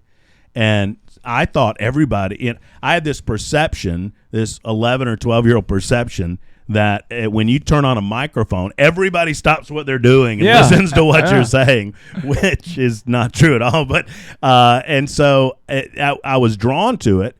I leave that dynamic 2 weeks later. I don't see dad again until I was 17. It was a one and done. But I was very vague court order. But I was drawn to it, And so when I was 15, I applied for a gig at my local radio station. And, Nice. And the guy that my dad hired to be at that radio station part-time was then the owner of the radio station, and he hired me, so it's kind of a completion of the circle. So you started, counting the internship at 15? No, I started part-time at a radio station when I was 15 years old. TWA, your favorite easy listening hits from the 40s to the 80s. That's wild, man. The heart of Tom's. It took me forever. Forever to get into radio, because that was my childhood dream too. I just, I always wanted to be. My dad was always a big talk radio listener. We listened to Rush, we listened to Rick and Bubba, we listened to, and I'm like, God, I want to do that one day. When I was young, it was music radio. I want to get on that side of it, and then it ends up converting into I want to do talk radio. I'm listening to what's the guy's name, Rusty Humphreys or whoever, all these different guys, and so. Once I got out of high school, I'm like, this is what I want to do. Now I get married young. I go get a job. At the age of 24, we have P. Diddy, all this stuff. But all along the way, I'm like trying to get in the business. And I'm going and asking for internships at every station. Okay, I'll clean the toilets. Just let me be in there to watch how it works. Mm-hmm. And nobody would ever do it. Well, I got really, really lucky. And Bird came, many, many years before me. So he will understand this because he's much, much older than me. Yeah, he's 60. 60 years old. What? 60. What did you say? 60. I will never, ever say the S word. I'm going to hold on to my 50s. They really sucked overall, but my 60s so far are pretty darn good. Are they? And I think my 70s will be well, too. Well, then why do you deny them, John? I don't acknowledge them. Do you fear death? No. Well, then why do you deny your 60s? Because I don't want to. Because I don't want to. All right. You don't have to put up with me, John. I'm sorry. No. It just, I just like saying it. It's something we've been through a lot. You'll never get to the end of that conversation. No, I get it. So anyway, the point I was making is that I feel so lucky that I caught on in 1988 when you still spun 45 records. Yeah. We were still spinning records at the time, so I learned how to slip cue records, and I learned how to play commercials off cart machines, and I learned how to do all of those things manually before everything became automated. And most particularly, this was a small town FM AM combo. The FM was a 3,000 watt country music radio station. The AM was an easy listening all service radio station. We read the news live at the bottom of the hour and played mutual news at the top of the hour. We read obits, man. I did it, and let me tell you something. If you want to piss Meemaw off, mispronounce Grandpappy's name on the obits, and you'll get a call. I don't know why you're so worried about the little AM radio station mispronouncing Granddaddy's name, but they were. We did all of that, and I feel so blessed that I got in on that because 5-8 years later, none of that was going on because it was all automated. And so you ran into that automated process where, and even in my 20s and 30s, you look back and you recognize you can't cultivate talent without getting talent in the door. And one of the mistakes that radio's made is that they don't have an avenue for talented people like you to get into the door and to show what they can do to people who can put themselves in a position of success. It's fascinating. First of all, 2014 I started. I'm at a 1,000 watt AM station, and I was doing obits. I was doing a swap shop and all kinds of stuff. So I used to love the swap. I was like back in time, but it was kind of modern era. I was in a unique situation, and I don't want to go through this because we talked about this with David Lynham, but I had between 2007 and 2009, somewhere in this era, I had put together what I thought what I thought a radio station would look like in my basement. I'd built it up. It was like podcast before podcast. I had the mic boom, the mics, and just had a computer, and I would mimic being a radio station in video chat rooms with random people from all over the world. And we'd play music, and then between songs, we'd talk smack, and we'd talk about news or what, and we did that with no guidance whatsoever, just what we had heard on the radio. We're doing what they do, and that actually gave me some practice to when I had my first radio gig. I kind of knew what I was doing. I got in the door up there, and I was like, hey, it's kind of the same thing I was doing. It's not that big a deal. And so it allowed me to probably have a little bit of a head start when in reality I didn't know what I was doing. Well, I mean, radio, sadly, doesn't cultivate young talent the way that they should. They try to collect talent from other mediums now, and I think it's a mistake because radio is unique to itself. And, of course, I say that. I sound almost like an old man because everything's blending itself to internet presentation, right? I mean, radio is blending with television to the point that, like, all of our radio shows are now broadcast on YouTube, Facebook, Twitter, and Twitch as they happen. And then you can, piece out. I mean, your podcast is, your radio show is incredibly popular. Your podcast is equally popular because it's just a way that people are consuming information now. Yeah. So all of that stuff's kind of coming back together. And now the internet space and the podcast space cultivates talent, and radio tries to poach it. And what I've noticed is, talking to program directors around the country, the podcast kids, as I call them, they don't want to have anything to do with the radio because that's Peepaw's medium, right? Right. They don't want to have to put up with commercials. They don't have to put up with that level of advertising. So it's just an interesting shift in the dynamic of, radio used to feel young and vibrant and hip. And I'm not saying it's not, and it's very, very important to the future of the country. I'm just saying that for a younger generation, we're the grandpas now. Yeah, it's interesting, and we talk about it all the time. The way we conduct our show, we approach it like a podcast with the commercials. We can't do anything about that. But the way we do it is we've sat here for the past hour, and we've just kind of flowed into the conversation about whatever pops up. That's how we do our show. Like, everything flows together. If I'm talking about this, the next thing I end up talking about is going to be something this led me to, and it just flows every single day. Yep. That's the way the show goes. So the whole thing is conversational, and I think that's what's kind of given us some success is saying, everybody likes podcasts, so let's just do the podcast on the radio. And so that's what we do. By the way, do you remember when you finally hired me or got me on at 99.5 when you were leaving? Do you remember what my hair looked like? Yes. You remember that? As much as I've tried to. Why didn't you just say something and be like, you can wear a hat to your interview? Why didn't you do that? Oh, speaking of hats, I got something for you. You try to be I've waited for that moment for 3 years. Wait, Andrew, look at me. Look at me. Look at how I'm presenting now. So I'm not one to say anything. Oh, come on. No, I had a PD when I got my first full-time job as a night host at US 107 as a country music radio station in Augusta, Georgia. And Bob Raleigh was my program director.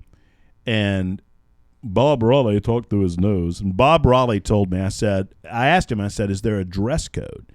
And he goes, well, you're expected to dress in an appropriate way when you go out on remotes and other social situations. And I said, no, I'm just talking about, coming in to do my shift. He goes, this is radio, son. You can do your shift naked with a banana up your ass. I don't care. What do you think? What do you think? This is Crawford Broadcasting? There's no dress code here. Oh, I learned different when I started working for Don. Oh, man. Don felt differently about all of that. So I wasn't going to say it. I mean, look, I'm a face made for radio. I'm not going to talk bad about your hair, although it was awkward. It was, it was so bad. Because here's what happened. 2020 happens.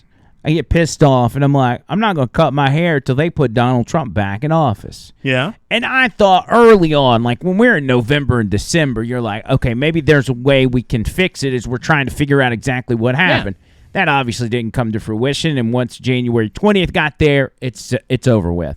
And then I was like, you know what? If I got to wait till the next election, I'm going to do it. And I never cut my hair since then, but you need more than 10 or 11 months to really grow your hair out in a way that it's presentable in public. And it was 10 months after that election that y'all brought me in, and I tried to do like a man bun like I have now, but it was just a little bit. There just wasn't enough to make the bun, and it was like this samurai.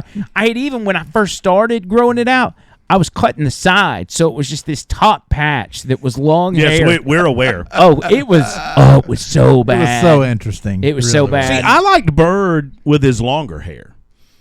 I never saw that. You never saw Bird with the longer hair? Yeah. I've seen pictures, but not in person. I mean, because I determined one more time before I die, I was going to try and grow my hair out. Are you still going to do that? I've already done it. So no more? No more, no. Well, I mean that screws up my gift for you then. I had a present for you. Oh no, okay, I'll grow it back out. No, wait, if you're going to give him a really want me gift, to. he's got to pull his microphone down because he's got it all in his face. People want to see his reaction. Hold on, I've got. Oh my gosh! What I did, I got presents. I knew how this is not from that. This is not from any damn Leeds Buckies. That's from a. Oh wow! That's just a little throwaway. Is this a Tennessee Buckies? That's a Tennessee Buckies. Okay, there. That's a Clarksville. Nice. So I got you this, John. I was in hopes that you would grow your hair back out. I got you. This is inspiration for you to grow your hair back out. Oh, that's great. That's a scrunchie. Look at that. I found in the parking lot of a Bucky's. The hell? Oh, here are the real gifts. I know you don't wear many hats. I used to only wear hats. Well, I switched to visor because of the hair. I thought I'd bring you gifts. I had this, so I thought I'd bring you that. And that's pretty cool. I like that. Nice. But then more importantly, look at that. You guys will have to. You have to figure out which one you want. So this, I like to go to. I like to go to estate sales. Because I like to see how people live their lives. It's really macabre the way I do it, but I try to reconstruct people's lives based on what they're selling at their estate sale. That's actually sounds fun. I found this at an estate sale about 2 years ago or so, and I've thought about who to give it to, who would really appreciate it. This is authentic though. They're making these replicas now. I thought I'd get you the Trump hat, but I thought that John Bird would really like it. Oh my God! Oh my God! I don't even know what it says. It's an authentic. This is a real deal. Nice. Oh wow! So this is not. I don't know how many stanky ass heads have had this on, but that is a real. That's an authentic. So it's a 40-year. So we're spanning. He looks like he's at a campaign event. Look at him. I mean, it's so good. I knew it would look great on his big noggin. Look at that. Look at that. You're like part of the security detail, but you're trying to blend in. Wow, that's actually. Murphy, I don't know what to. That looks I've been looking for somebody to give that to. And there it is. God. There it is. That looks really good. He doesn't wear But enough hats. I got a couple of the Trump hats, and I thought, well, I'm coming to see Andrew. That's Andrew perfect. would appreciate the Trump. Absolutely. Trumpy Trump 2024. And 40 years ago, the second best president in my lifetime was running for re-election. Yep. And now the best president in my lifetime is attempting to find his way back in the That's White House. right. This is interesting because as a long-haired musician, Look with at that multiple hat. That earrings- looks good on TV, John. Right? You look great. Do the glasses. Do the glasses like you're. He's such a. Oh, that's good. Say something inspiring, John. Yeah, give us a short, inspiring speech like your Chat GPT. Go ahead. Okay. When I was younger, I didn't fit in. But I didn't fit in because I had long hair or played rock and roll music. I didn't fit in because I loved this country. I played with musicians who would refuse to talk to me because of my love of Ronald Reagan. I suffered through the 80s with that. But you know what? I never wavered. And that's why it's important that you people vote. You get out and vote. And when you do, you think about me with my long hair and my earrings and my spandex. You think about that I was willing to be hated and despised by my peers because I believe. Oh, no. I believe in this country. I believe in Matt Murphy. I believe in Andrew McLean. I believe in Tony. I believe in America. Bravo. Bravo. Well done, John. That was because phenomenal. of the hat, man. Yeah, that's hopefully Tony can cut out the spandex part of that and be I'm perfect. gonna try my best. yeah, it'll be fine. It'll all work out. Looking at you in spandex, that's no good. That's a really good look, John Bird. I think you should do the hats more often. I know, but I can't. This is the last time I'm wearing. That's it. a big head hat. This is. I'm going to Michael's this afternoon when we're finished, and I'm going to get. Who's Michael? Oh no, Michael's the store, the store, and I'm going to get a football display case, and I'm putting his hat in there. Shadowbox Willie. Oh, that's nice. Yeah. That's nice. That's a good I idea. mean, this is the real deal. That's an authentic. That's an authentic. Yeah. That is kind of a big deal. The fact that it's an OG. Oh my God. That might be the best gift we've got in this. Yeah, most of the time it's just alcohol, and I kind of thought we would be doing that. But look, I saw Whaley bring in the. I saw Whaley bring in the whiskey. he has the record for the shortest podcast too, because I could tell like, hey, we're getting up there a little bit with the whiskey, so I went ahead and cut it. Did you now? Yeah. I want to talk. No, I want to brag on all of those guys, yourself included. But it was a wonderful time, and I'll tell you, as much fun as I'm having, and I'm not knocking Super Talk 99.7 WTN, and there's a lot of pros that are on that radio station.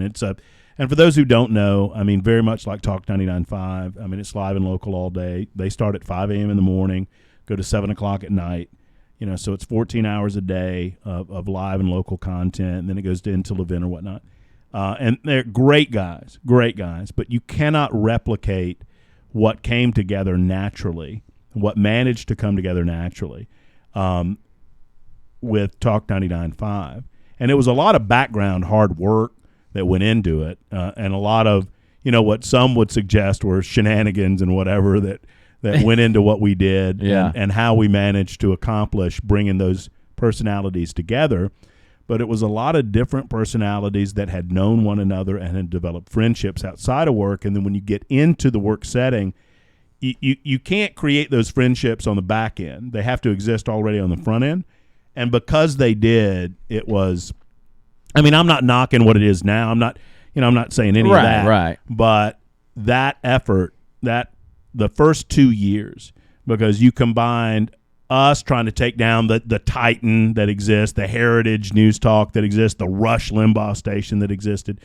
Add to that, the underdog spirit that was going on. And then on top of that, Trump and everything that he brought. And the ironic thing was, when I was pitching Talk 99.5 to Cumulus Corporate, myself, Ron Haney, and David Walls, who was the general manager at the time, we were pitching that we're not going to talk national politics. Yeah. You know, we're going to go local. We're talking Alabama. We're talking Birmingham. We're talking about those things that matter to local people. And I was doing it to counterbalance what the national syndicated boys could do. And, of course, Trump comes down the escalator, blows all of that to hell in a handbasket. And of course, we had gotten what we wanted by then. Right. You know, so, we were all Trump all the time. By the time we were blowing and going in spring of 2016. Yeah, that was interesting because you came in, I mean, a couple months, 2 or 3 months before the convention? Yeah. Like, so we're mid-campaign season, and y'all are like, hey, brand new station. Here we right go. over here. Let's go. And it's interesting when you look back on that entire deal, if it wasn't for you guys putting that station together, I may have never even step foot in Birmingham. I've always lived here in Birmingham, but I would have never stepped foot in here in a Birmingham radio station. I would have probably just been stuck out in Anniston until that station folded up shop, because the creation of 99.5 created the exit of Leland Whaley from 101, which created the spot for me to come to 101, and then they folded up shop after 2 years because you guys pretty much took them down. And then the next stop was 99.5 when you left. And there's a lot of chatter about animosity, and it was never anything. It had never anything to do with that. And I know animosity between the stations, between the personalities at the stations, and okay. I felt that, and I hated it, and I never wanted it to be that. because I knew so many of the people. I mean, I knew you. I mean, we didn't know each other well, but I knew who you were, and I knew what you were all about. I knew Jim Moore. I mean, he was a great friend of mine. Yeah. Obviously, AJ was there for a bit of time, and I knew a lot of the people that were still over with the Crawford family radio stations because I had worked there for 5 years. Yeah. So the thing that I dislike most about that period, I focus on the creation of what we were trying to do. But for us, it was a tremendous amount of positive energy. But we had to, kick over a couple of anthills in order to create a dynamic to be able to create that positive energy. And so, when with that came, I think it's certain amounts of hurt feelings. But I mean, for some, but hopefully time heals all those wounds and whatnot. And I think things have worked out best for everyone involved. Absolutely, it's certainly for you. I'm the winner in this situation. Wait a minute, hold on. Certainly for him. He's true. the one that drugged me up to Birmingham to begin with. That's right. I mean, you. Well, Greg, what was his name? Greg. He was your. I met him like once, and then you had already kicked him out of the door or something. This is a spider web of who made who, by the way. You made me by creating 99.5. He made you, and now he's my producer. It's just weird because 9/11 happened. Oh, this is going to go. Oh no, 9/11 happened. So well. He's taking the classes. And they called me over. I was production director for the Crawford stations, and they called me over to help because we were pulling in feeds from everywhere and all this and that.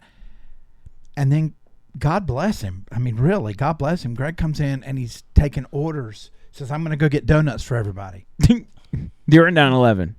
Yeah. And Building 7 hasn't even fallen yet. And just no clue. Yeah. So Steve got wind of it. Our general manager. And he just came to me and he said, "You come here." I was like, "Oh my God, what is it?" Because he's like 6'10". A behemoth. Yeah. So he takes me in his office and he says, "You're the new program director starting right now." On 9/11. I'm like, "What? You're the new program director. Go to it." I'm like, "What? I've never," So then Greg, when he got back from the donut run, that was it for him. I mean, talk about being in the fire. Wait, what happened to Greg after that? He eventually became a copywriter. Oh. Yeah. But then I only talked to him once. Nice guy? Seemed like a nice guy. Yeah. I mean, a little too nice. Not the best decision maker? Maybe not. And then of course there was, Russ and D. And then I thought 9/11 Are Russ and D was still around? Do you know? No, they I they do regret Facebook. I regret that. Y'all had a tumultuous relationship, right? Wow. Well, I mean, not tumultuous. I mean, I just on your end, not from me. Yeah. I mean, I just I disagreed with them about a few. Here's what happened. I come in. I'm the midday guy that comes on right after them, and so for the first 3 or 6 months, everything's fine. Everything's copacetic, and I had a take on a particular issue. I don't really remember what the issue was. And, some caller calls up and says, well, D says yada, yada, yada. And I said, well, then D's wrong. And I went on with my bit and I said, I just, I was a little more indelicate back then, believe it or not, than I am now. Really? And it did not occur to me what I was doing. And they brought me in. We had sit down meetings. It was awful. They were like, "Oh, I'm a turncoat. I'm a trader." D Fine wouldn't talk to me for like 3 months, and it took me defending them. There was something that went on with the Birmingham City Council, and I defended them. We repaired that relationship.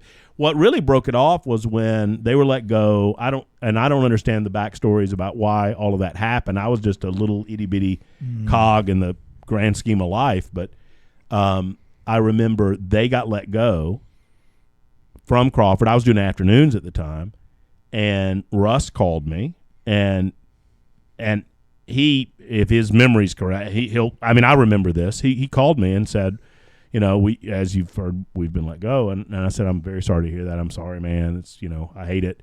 And he said, well, what are you going to do? And I said, what do you what do you mean, bro? What do you mean? And he said, well, surely you're not going to work for a company that would do this to us. And I said, "What are you talking about?"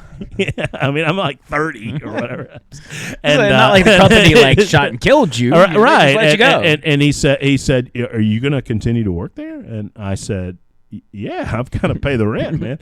And he's like a brain doctor, right? He's got like this great job over UAB. It's not like he's destitute. He doesn't need a couple bucks. He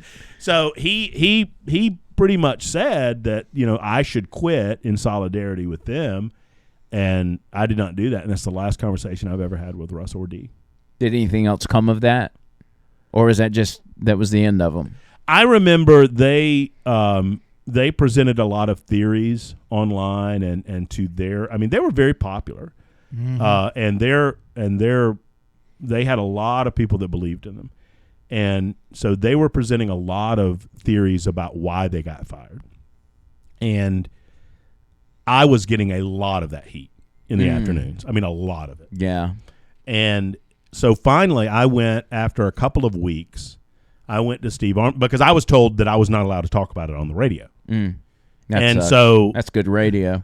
And so I'm getting all of these telephone calls. Our telephones are jammed constantly with questions or whatever, and I finally convinced Steve Armstrong. I said, "We're not going to put this to bed unless you let me put it to bed."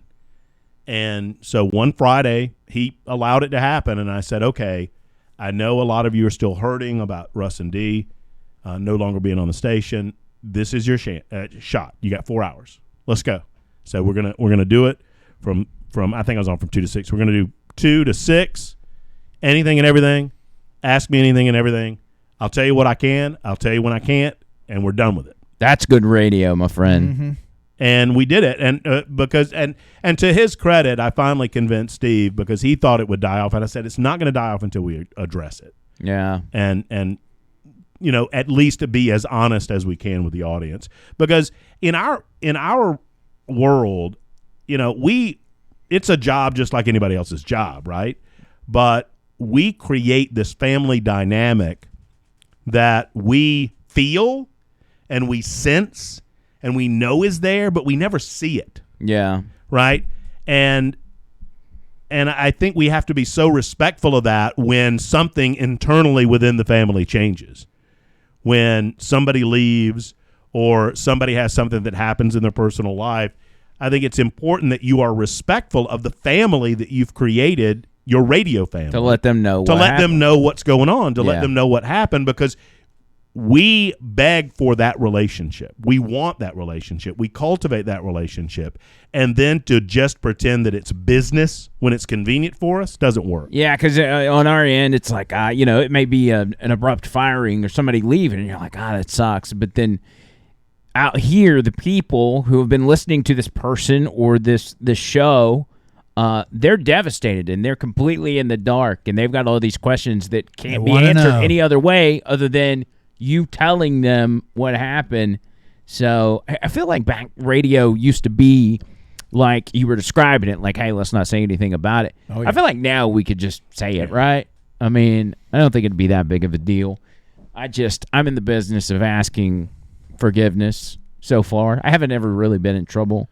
I was one time at my first station, but I'm not a troublemaker. But I say, hey, let's do this. Instead of asking if we can do it, let's just do it, and then we'll see. Isn't the name of this podcast Over the Line? That is correct. Yes, it is. But he's not a troublemaker. I am not. No, not at all. I try and get him to speak his mind, but I can't. For some reason, he's just holding it in. So before we get out of here, you talk about the Russ and D deal, and we could do a whole nother show on this. Yeah. Because you've had a lot of radio, I don't call it radio drama, not in a negative way, but radio beefs with other hosts. Did that ever happen? I mean, I don't know. I don't know that I look at them as big. I mean, I'm just a very strong-willed person. I believe what I believe. It used to be in America we're all allowed our own opinions. Opinions are like elbows, and we can agree to disagree. But yeah, I mean, I guess over the years you're going to come up against other strong-willed, egocentric individuals. What's the worst one? What's the biggest blow up between you and another host? And did you ever fight with Del Jackson? The attack machine. No, Dale and I never had occasion to fight. I think if I had been in a management position over Dale, that might have occurred. Because that might have gotten squirrely. Do you ever feel like I'll tell you one, and it's to my embarrassment. Okay. Is with Leland, and Leland will remember this. It was early on we were friends. We knew one another from back in my Montgomery days before he went full in on talk radio. He was involved in politics. He was involved in the Riley political deal. Campaign, yeah. And, Leland, I'm oversimplifying this, and Leland, if I'm saying it incorrectly, I apologize. But Leland, when Riley got into office and Riley decided he wanted to raise taxes, Leland's like, I'm out. I mean, basically. Right, he's like, right. I can't, I'm not going to talk bad about you. I'm just going to go do other things. Anyway, when he first got involved with WAPI, I was more of a hothead in my 30s, and I remember Leland and I were disagreeing about something, and it wasn't a big deal. The disagreement now, I can't even remember it, but I remember going on air and somebody challenging me and saying, well, Leland says blah, blah, blah. And I was like, well, Leland is being, and I remember I said, I'm very embarrassed, intellectually dishonest is what I said. Ooh. And it bothered, and rightly so. And Leland called me out on it, and we kind of, had words about that. Nice. Now, that wasn't the biggest, but I have such respect for him now, then and now, even more so, that I remember it because I'm ashamed of it. I'm ashamed of how I acted that created that dynamic. There's plenty of back and forths that I'm not ashamed of. I've never been ashamed of going after Rick Burgess. Just again briefly, because we're kind of running over our limit here, but what was the backstory on that? Rick and Bubba, I was the new guy in town. Rick and Bubba, Riley had his $1 billion tax increase. Rick and Bubba were chummy with him.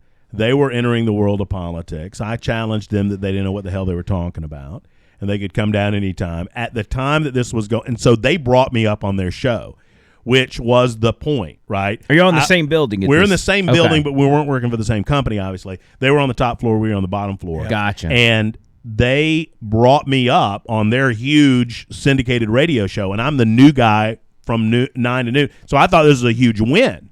That's some cojones to do that, by the way. So they said they came down. I challenged them to come be on my show. And Russ and Dee put a stop to it because, I mean, obviously they, considered them their competition, whatever. I thought it was a big win for me, but, I mean, I understand the dynamics that they were dealing with. Russ and Dee's the boss, program directors? Russ and Dee were on mornings, and Russ went to the bosses and said, "Gotcha. This new dude is about to have Rick and Bubba, our main competition, on his show." And it didn't work. I didn't know what I was doing. I don't know. Sounds like a genius idea to me. Anyway, so in the midst of all of that, somebody told me that Rick was building a house and had boarded his dog for 3 months. Wow. And they sent me a picture of what they said was his dog. Well, the internet was pretty new at the time, but I had my producer put up a photo of the dog with little bars over the photo. and I had little doggy quotes underneath the thing. Like, Rick, please come back and get me. Rick, what did I do wrong? Rick, they're not feeding me right. And apparently he got enough crap that it really annoyed him. And so that kind of created the riff. And then, and there were some other things that went on. I mean, I got no bad beef with him. I got no bad blood with him. I think he's a nice guy. I think in some ways people have told me that we're too much alike, that we're never going to like each other. So yeah, possibly. Yeah, it might be true. I don't know, man. But you got quite a story. That's fascinating stuff. I told you. Was right. I told you. And let me tell you this. The finest human being that I've ever worked with. The finest human being that I've ever worked with is named Andrea Lindenberg. That's so sweet. I know the most the female, right? What's the male? What's the male? The finest male. The finest male. Don Markwell, my mentor. The finest producer you've ever worked with. Well, I've had so many. Buddy Love, Justin Love, Shit. who's now in New York. Well, no. Let me list them. John. I mean, he's in New York now. Come on. Let me list them. Big freaking deal. I'm gonna go. Buddy Love, Okay. number 1. My current producer, Bell K, number 2. Gotcha. David Sears was a pretty good producer. That's number 3. What was that? What was that kid's name? John. Seriously now. What was that kid's name that now works for Chick-fil-A? No, he's a high school basketball coach or something. You know what I'm talking about? Oh, I can't remember his name. But he's number 4? He's number 4. Chris Bryce, my first producer, I'll never forget him. He's number 5. Wow, this is truly fascinating. Who else has there been? I'm trying to remember. What about creative mind? Most creative person radio you've ever mind. worked with? Yes. Richard Dixon has one of. I mean, I know Richard and I play this game where we hate each other and all of that, but Richard has one of the finest creative minds. Yeah, I've he's ever creative. known. Yeah, he's creative. Okay. And frankly, Andrew, you're pretty creative yourself. We've never really officially worked, Right. but you're creative. So as you well. done maybe give me number 2? Oh yeah, I would. I mean, yeah, sure. Off the top of my head, I mean, I appreciate Okay. that. I mean, Who- I just. Who put together the best demo for you? Best demo? Well, I just recently had a demo put together for the Tennessee Association of Broadcasters, and it was really, really good. That was my boss, Dan Mandis, Bell K, and myself kind of worked on that together. Oh, that's good. That's good. That's real good. Okay. I'm just waiting till we get to the whose name is John Bird. Who's the best John Bird you've ever worked with? No, listen, John is the most unique character I think I've ever been around. Yeah. I mean, and in a good way. in a good way. Yeah. In a good way. I mean, he is a bundle of energy. But let me tell you, behind that bundle of energy and all those smiles, there's a dark side. I mean, there is. Oh, that's nice to know. Yeah. I've killed a man. Have you know? Yeah, You've heard of Dark Brandon. Yeah. It's Dark Bird. Dark Bird. I've killed a man. Show me. Show me the look. Show me the last thing he saw. Show me the last thing he saw before he took that final dirt nap.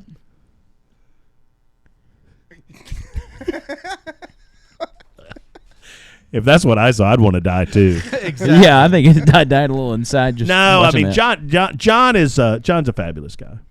I love That's a John. fabulous guy. Well, I know that. I often say, like, I know in radio, like, if you just lose a producer, whether they leave or they make a switch or whatever, like, I just couldn't do it.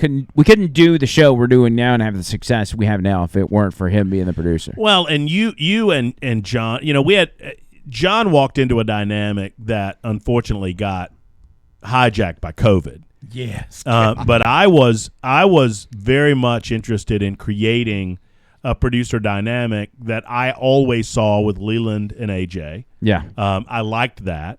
I grew up listening to Neil Bortz, and I felt like Neil Bortz and Royal Marshall and Belinda had that out of Atlanta, out of WSB in Atlanta. And I wanted to create that dynamic where there's a host, but there's also a family that's presenting the show. And I managed to shut up enough to let Andrea Lindenberg shine on the morning show, and she was absolutely the rock star of the morning show when we did mornings absolutely. together.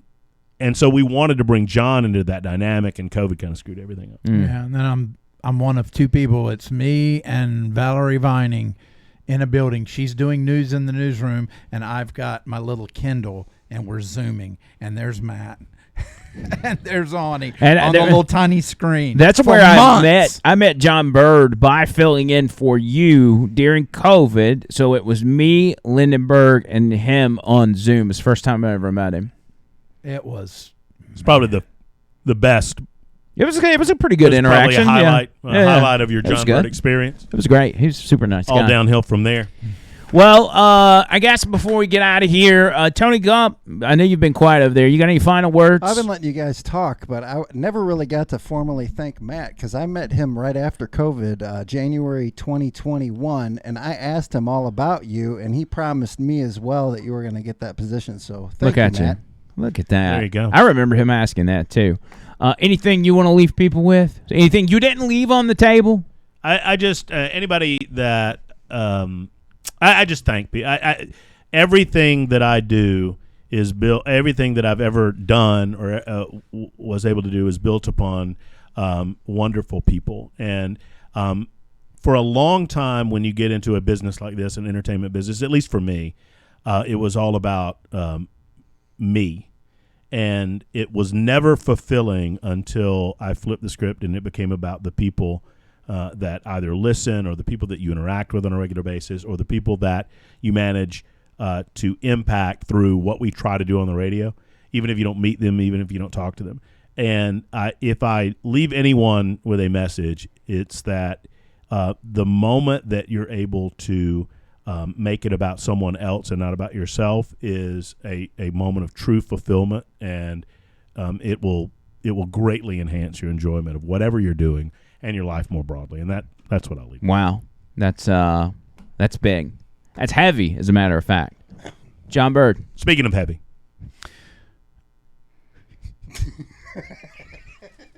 What the hell do I say after that? Let's reset. Let's reset. Okay. Final words, John Bird.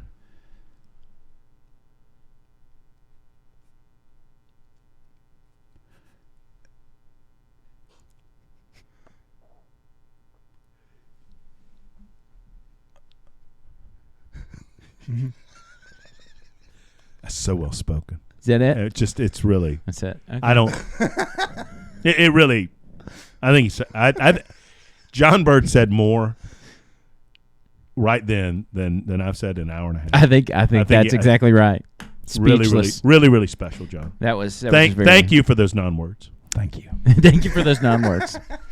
All right, thank you, buddy, for coming by. Let's not make this the last time you do it. This podcast is going to be around. We're not going anywhere, and we'll work on your schedule whenever you get here. A fabulous studio. Tony, you do a great job. Thank you. Let's give Tony a round of applause. Yes. Hey now. All right, we're out of here. Until next time, circus.